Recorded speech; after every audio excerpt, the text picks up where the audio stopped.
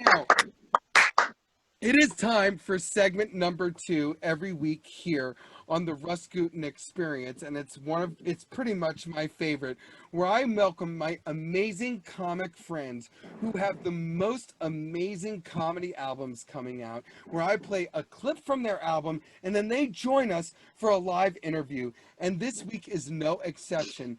I've been lucky enough to grow into an absolute superstar in comedy. You've seen him on MTV and Vice. He's the host of Roast Battle in New York, and we are playing a clip from his album Marcellus, which is now available on YouTube, iTunes, and Spotify. So give it up for a clip and then interview from my friend, Mr. Nico White, ladies and gentlemen. Real quick, I am tired of like the news mind of you guys. They'll tell y'all the black people are like offended by things that we honestly never even thought about. Not for real. There was this like actor, some Irish actor, his name was Liam Neeson, and he said something racist, and they were all over the news like, Liam Neeson said something racist, and black people are outraged. I was at home confused, like, what black people? We don't know who that is. Like, this guy's not famous in my community. When I first heard Liam Neeson, I was like, did he beat up Jussie Smollett? I had no idea. I had no idea who they were talking about. But when you tell us that, we'll try to act offended so we can keep up with our own outrage. Because my mom tried to act mad, but she didn't have the name right. She burst in my room. Can you believe that shit Leon Nelson said about us?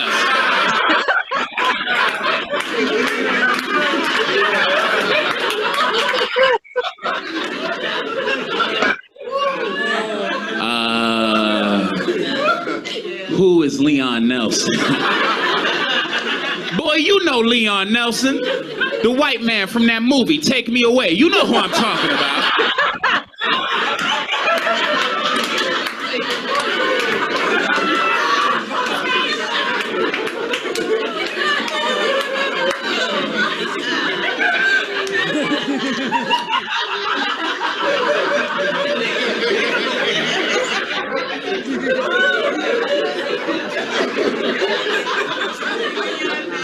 Now, my mom is good like that because she's older and she has perfect timing. I remember when Amy Winehouse died, we were watching the Grammys that year, right? And they said, coming up next, we're going to pay tribute to Amy Winehouse. Without missing a beat, my mom up there and said, the fuck they going to do, smoke crack? I've never laughed harder.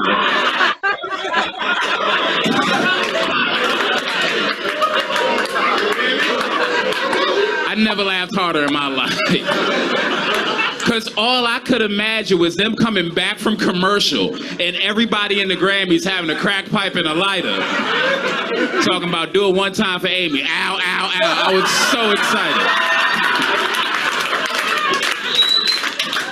Oh, snap. Ladies and gentlemen, please give it up for the most amazing comic and my buddy, Mr. Nico White, ladies and gentlemen. Russ, you were too kind. Thank you all. I appreciate it. Thank you, Dara. Thank you, Patty. Cyrus, what up? Hello, iPhone. Nico, I love the background. I love the background, and thank you for joining us tonight, Nico.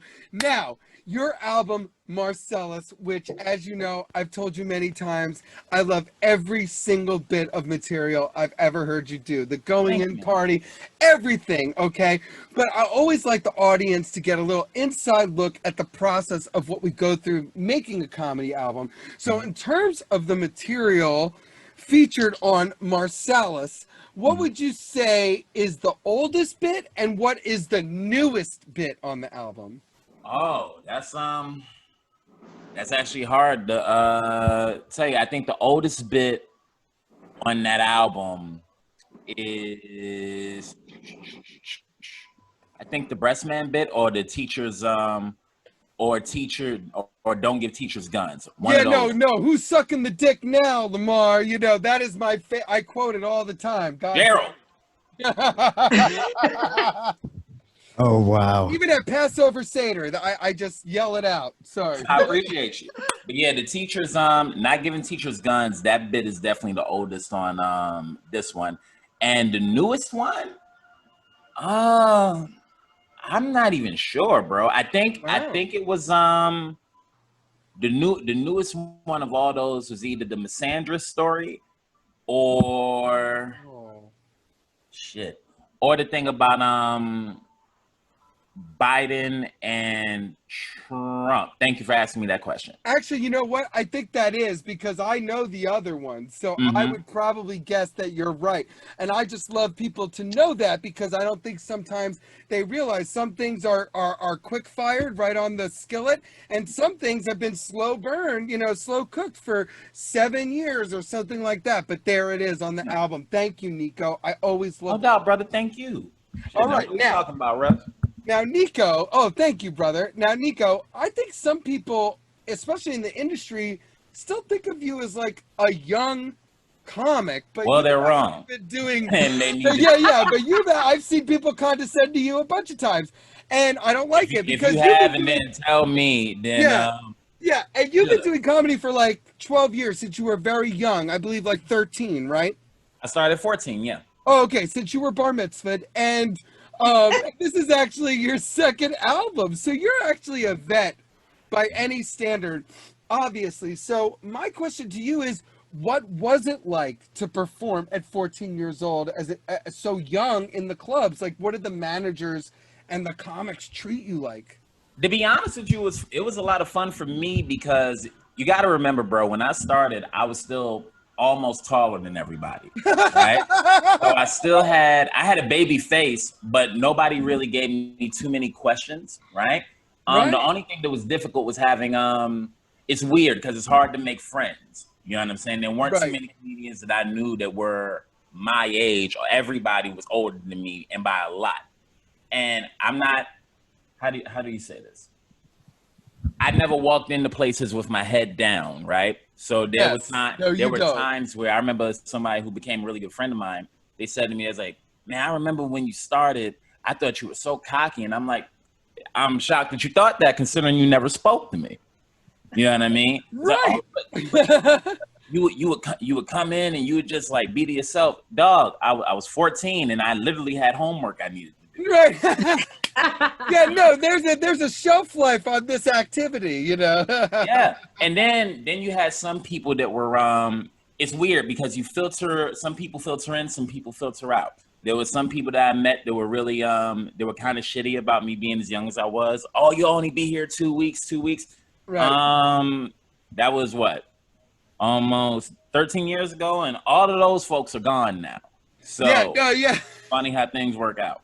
No, and you know what? For me, Nico, at New York Comedy Club, I started at 19 in 1999. So they used to have me. Happy 20th year, man. Oh, yeah, thank you, 21. 21st.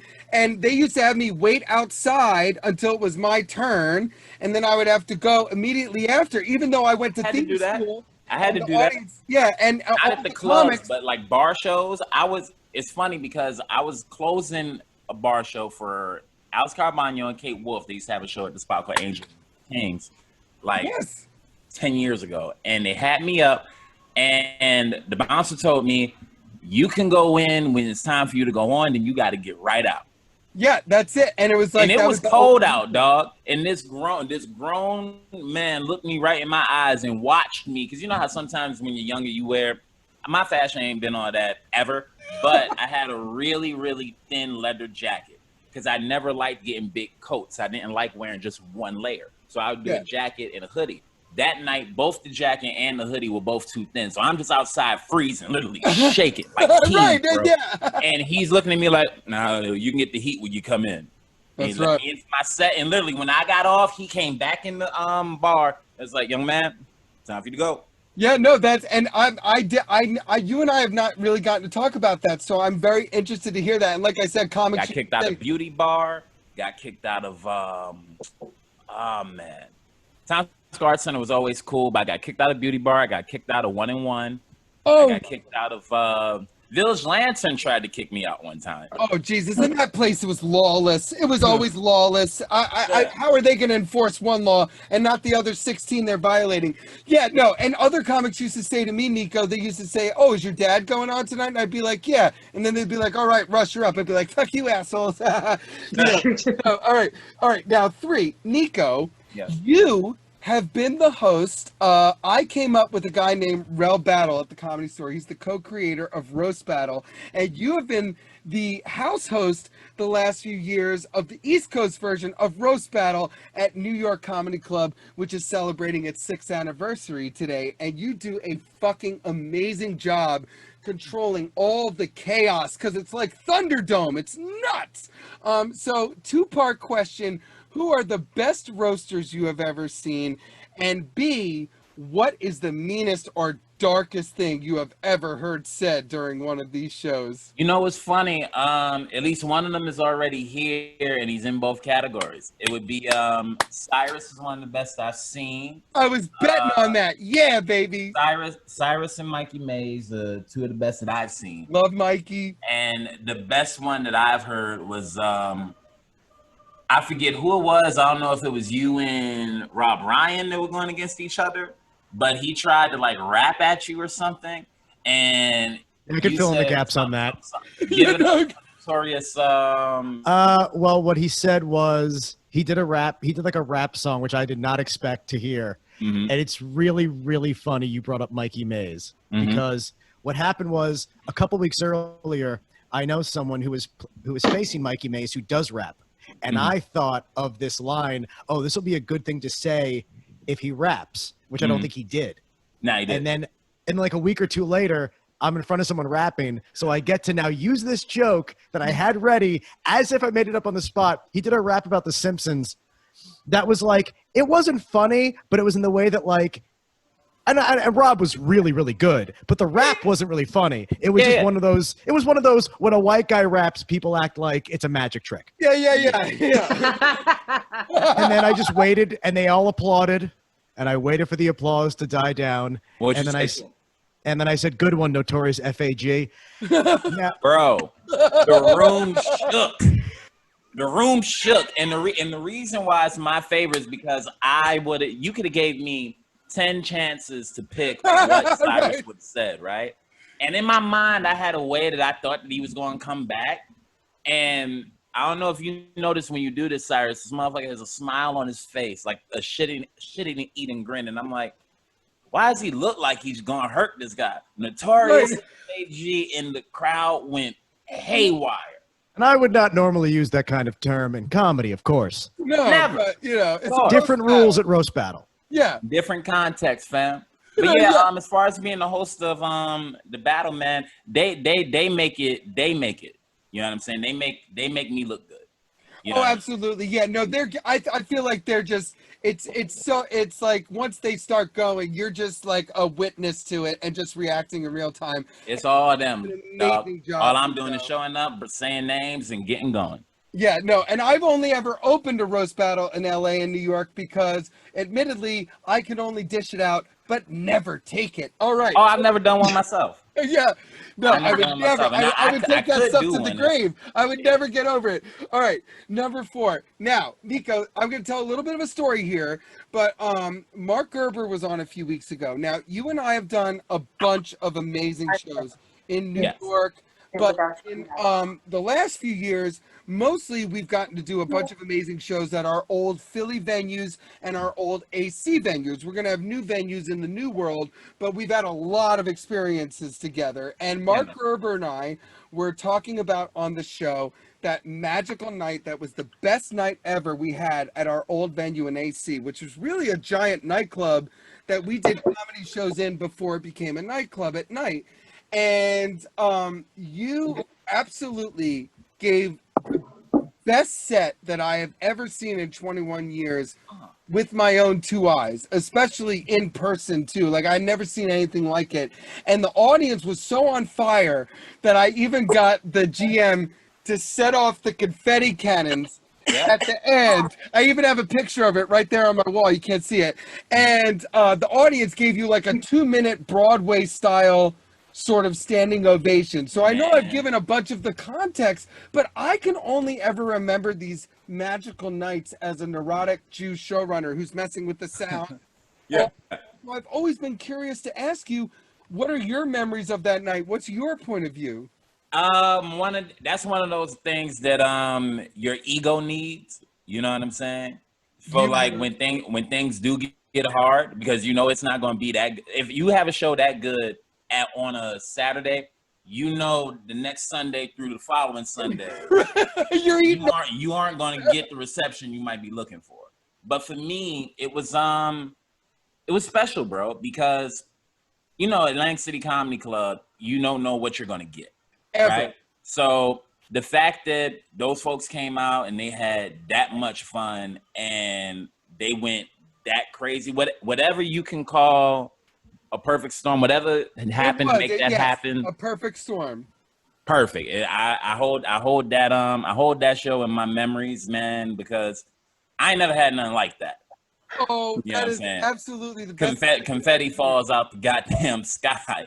And what's funny is that the confetti had, I don't know how, had like slipped out from the ceiling during the set. Yes, earlier. Yes, there was like Yeah. an early, because I was trying to get it ready and I accidentally like grazed the button. Well, whatever you did worked, because it led to the riff. And then when they stood up, a standing ovation is one of those things you don't see a lot anymore. No. So to get it from any kind of audience is amazing. And No, it was special. there was one older couple that was there, black couple, and this is what stuck out to me. I forget what joke it was. I think it was the breast man one, and I hit that joke, and the old guy stood up and started laughing, and he hit the whatever the stage is. That horrible platform I fell off of. Yes. Oh, you fell off of it? Yeah, oh wait, I don't even tell me. Call me and tell me that. But he got up and he started smacking the stage because he liked the joke so much. To be honest with you, that part of the night was my favorite part. Then when they stood, you know, I could put that in a bottle. You know what I'm saying? Oh, but dope. Absolutely the best thing I could possibly hear, Nico, because it really was just so magical. And Mark was so good that night, and you were so great that night, and it was really, for me, my favorite night in that venue, and I thank you so much for what you did that night. All right, Nico, last question. Last question, and thank you for that mighty gift. You are considered in my community a comic, somebody that we break out of the green room and shut off our phones and lock in to see how you do that night. I love it. So whenever I have a comic on who's somebody we all universally respect and like, I always want to know, who are your favorite comics to watch and work with? Obviously, besides Deshaun Jackson's third favorite Jew, Papa. Got you. Thank you. So outside of me, yes. Outside of you, of course, my favorite comics to watch. It's an extensive list, but I'll just rattle off the ones that come to mind. Matt Richards, Phil Hunt, Amina Amani, Hadia Robinson, Derek Gaines is one of my favorites. Oh, Derek, yeah. And he kills it in King of Staten Island, too. Yeah. Mimi Simpson's one of my favorites. Kareem Green, Donnell Rollins. Kareem's down south now, isn't he? Yeah. All right. Roy Wood Jr. is super solid. His Twitter, too. Follow Roy Wood Jr. on Twitter. Oh, yes. Leonard Oots. Khalees Hawkins. Bro, it's too many. No, it's too many, but you mentioned a lot of people that I'm lucky enough to say that I can confirm. Matt Richards, and other people that just killer. Phil Hunt, too. You brought him a few times to open for you in New York. That dude just smacks the audience. Super precise. That guy is one of the best comedians I've ever seen. When it comes to being like writing jokes, his name doesn't come up half as much as it should for someone that writes very concise, no fat having material. They're perfect. Yeah. Yeah. And So also, again, I want to say also shout out to Derek Gaines because I gotta get the chicken, and the chicken is one of me and my one of wife. my favorite bits. Yes, yes. He opened for me at Punchline Philly, and me and my wife are still quoting it forever and ever. Ladies and gentlemen, holy shit, I chased him to do it, and he is the man. Please give it up for my buddy, one of my favorite comics and humans, Mr. Nico White. Brother, thank you for having me. All y'all have a good night. Cyrus, all love, brother. Good to see you, man. Love you, Right. Nico. Thank you for doing the show. Love you back. And anytime, man. You Hit me up got whenever. it. Yeah, no, we got more stories to tell. I know it. All right. Now, ladies and gentlemen.